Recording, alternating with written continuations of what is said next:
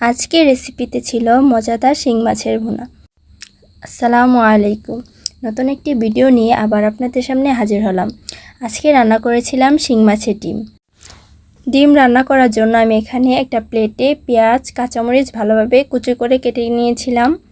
আর এখানে আমি আর কোনো মশলা এড করব না, শুধু পেঁয়াজ আর কাঁচামরিচ দিয়ে রান্না করব। তার জন্য আমি আলাদা একটা বাটিতে যতটুকু আমি রান্না করব ততটুকু আমি নিয়ে নিয়েছি।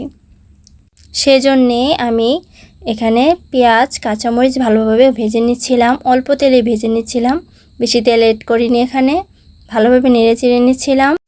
মাছের ডিম অল্প মশলা দিয়ে রান্না করলে আর বেশি মজা হয়।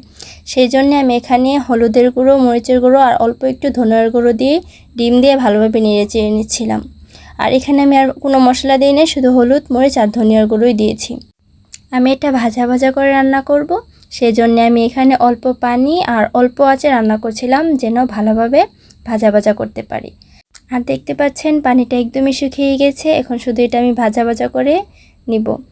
আর আপনাদের দোয়ায় খুব অল্প সময়ে আলহামদুলিল্লাহ 1000 ফলোয়ার কমপ্লিট হয়ে গিয়েছে। আপনারা বেশি বেশি লাইক, কমেন্ট, শেয়ার করে আমাদের পাশে থাকবেন।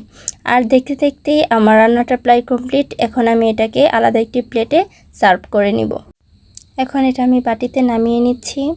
আর দেখেন দেখতে কতটা লোভনীয় লাগছে, আর খেতেও খুব মজা হয়েছিল। আর এই ছিল ফাইনাল লুক। আজকের ব্লগটা এই পর্যন্তই। সবাই সুস্থ থাকবেন, ভালো থাকবেন, আমাদের জন্য দোয়া করবেন। আসসালামু আলাইকুম।